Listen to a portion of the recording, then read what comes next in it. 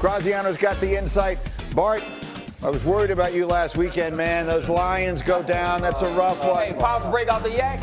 Man, yak and the Ravens go down, man. It was a tough week. Tough week for Bartholomew Scott. Mike Tannenbaum finally hired a coach for the Jets. We'll talk about all RC, Bills, Chiefs. What has you fired up to see? I mean, for me, it's about the evolution of Josh Allen. This is what it's all been about, cutting down the turnovers, being more patient, relying on teammates, and then putting on the cape only when I have to. It's all led him to this point, and I believe this journey started in the divisional round of the playoff years ago. He went toe-to-toe with Patrick Mahomes, but still went home with the loss. He's been fighting his way to get back here. He's here now, and he has to just continue being the Josh Allen we've seen all season. Let's stay on that game. Bart, what has you fired up in the AFC? Yeah, you can either die the hero or live long enough to see yourself become the villain, and that is exactly what Patrick Mahomes has become. Like, even the casuals have put him into the villain role, and it seems like he's embracing it. Yeah, Patrick, you get calls, buddy. It's okay. We'll see if they're able to make it back to the Super Bowl. Let's go to the NFC side. Graziano, what has you fired up, Commanders, Eagles? It has to be Jayden Daniels. Every week a bigger stage, and they have yet to find one that is too big for him. If you're the Eagles, do not let this game be close in the fourth quarter, because this is a young man that has absolutely no fear and has delivered over and over again as he's changed absolutely everything for this Washington Commanders franchise. Cannot wait to see what he's got for us on Sunday. Tannenbaum, how about the other side of this game? Yeah, Dan, I see you're Jayden Daniels. I'm going to raise you Saquon Barkley. This is remarkable. The Eagles have 12 explosive plays in the playoffs. He has 5 explosive runs. We're talking about one of the best players of his generation. If the Eagles get to the Super Bowl, we know their defense has played really good. It's because of the legs of Saquon Barkley, especially knowing that Jalen Hurts isn't 100%. Well, that's where I want to begin this conversation. Graziano, I know that you have been following this all week. The injury to Jalen Hurts and the knee, we saw him get bent backwards in a way that just candidly should never happen to a human being last weekend. What do we know about his condition? So he was a full participant in yesterday's practice, which is obviously a good sign. Now, people need to understand, all that means is he took the regular number of reps he would have taken in a regular Thursday practice. We don't know how much he ran. We don't know how he looked when he was running. All that stuff, we probably have to wait until Sunday to know for sure. But obviously, very encouraging for the Eagles that he was able to be out there and be a full participant yesterday. I do believe he'll play. I fully expect him to start. Obviously, the question is how limited will he be? And 2 other injuries to watch. Cam Jurgens, their center, and Dallas Goedert, their tight end. Neither one of those guys has practiced either of the last 2 days. So that could affect not just Jalen Hurts, but also that run game. Now, you see Quinyon Mitchell, another who did have a full, again, whatever exactly means to go through a full It just means you took all the reps you would normally take in practice. Bart, you're saying all nothing. it means. That doesn't mean that they're fine. Listen, these are like dress walkthroughs, essentially, right? Guys are all banged up. You probably don't have pads on. There's no contact. You're going through your script. You know, we don't know if these guys can handle the pounding. They won't know that until they get into pregame and they kind of bang against each other as we self-scout each other. We don't know, and he won't know. I'm sure they'll take the pill or they'll take the shot, and they'll try and nullify some of the pain. But when you get live and you get hit on that, you're going to feel it. It could compromise Jalen Hurts. And if we have a compromised Jalen Hurts, then Houston, we have a problem with that explosive run game that Tannenbaum's talking about. That kid Quinyon Mitchell, too, is so good. It feels like an important one. So we'll watch all those injuries. Well, he's good, though. We'll start with the quarter. He practiced. But again, what does that mean? We'll see. I want you to hear what the Commanders' defensive coordinator, Joe Witt, had to say about the banged-up Jalen Hurts. Because, you know, sometimes we all know this is the case, but sometimes they actually come out and say it. If he's going to run the ball and if the coordinator makes a decision for him to run the ball, we're going to treat him like a running back, and we're going to hit him that way, you know. So that's their decision if they want to get him hit the way that he gets hit. If they don't, they'll keep him in the pocket. The linebacker to my left was applauding along with those words. I mean, because those are reality, right? If you guys are going to come here and talk about how much he squat and stuff like that, then let's take the protections of him as a quarterback out here. He's a runner. He's a football player. And that's something we're going to have to address because what happened last week with Patrick Mahomes is an issue that's going on. If he's going to come out and what they're basically saying is, and it's what the Ravens said to Colin Kaepernick when he was tearing the league up and running, we don't care. We're going to give you a give every time. We're going to hit you every single time. And if you want to continue to put your quarterback at risk, then maybe he won't make it through the football game. And you got to ask yourself, do we need his arm or do we need his leg? Imagine that being your best friend, Joe, and that's how he talks to you too. Yeah. Like that's every conversation. Meaning he is your best friend. That's the way he behaves though. Like that's truly who he is, and he's just telling you what we all already know. He's telling you what he's saying within his meeting, that if Jalen Hurts is going to be outside the pocket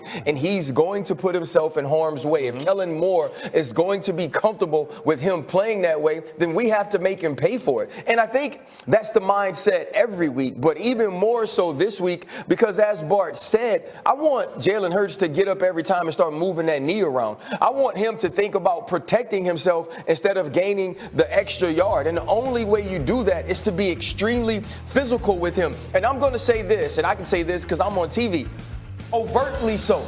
I want you to be overly physical with him. I want you to go out of your way to put pads on Jalen Hurts. Hold him up. It's not just the normal everyday, hey, we're just playing football, let's get him on the ground. Let's make him pay for every time they bring a hurt franchise quarterback out of the pocket to be a ball carrier. Agreed. We got two defensive players here. If he's not 100%, it really changes this whole offense, the zone reads, the RPOs. It becomes more about Saquon Barkley.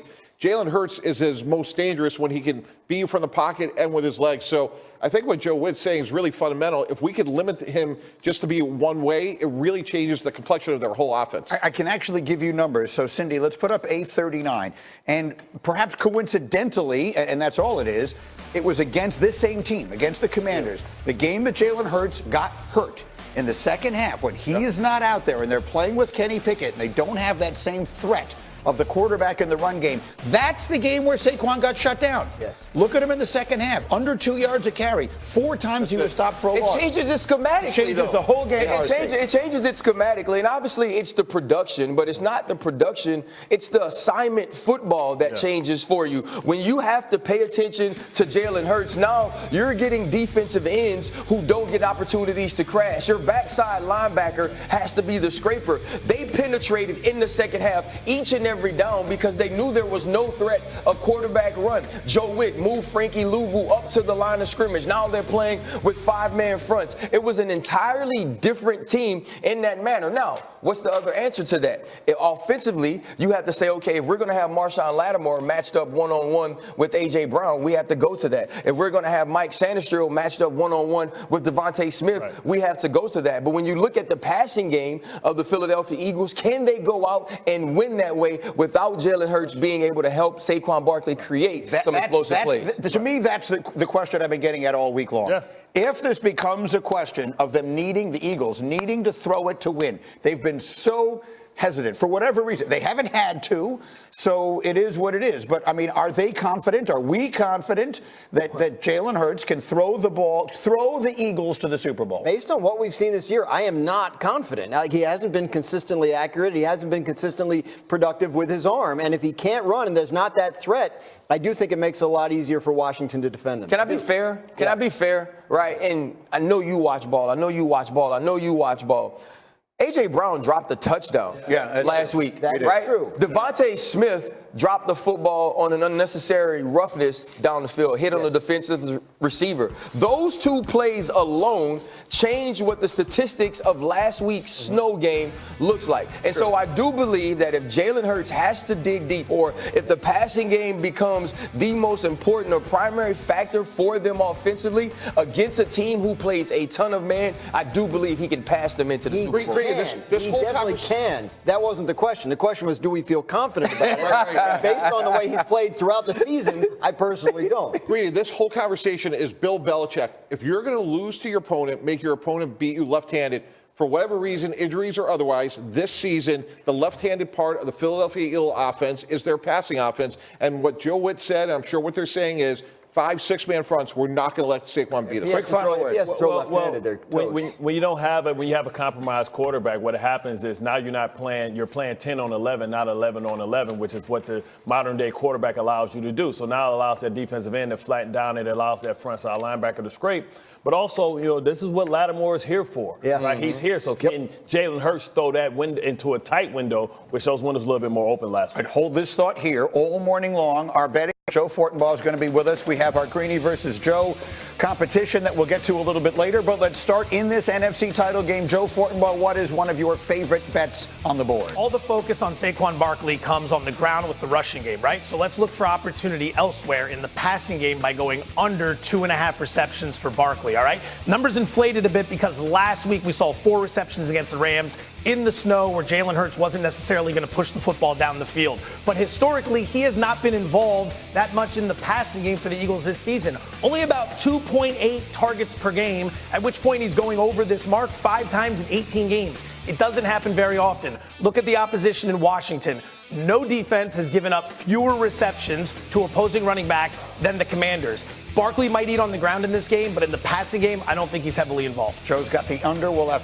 plenty more of those from ESPN Bet as the morning continues. We're just getting started on a Football Friday. Coming up, the legendary YouTube của mình.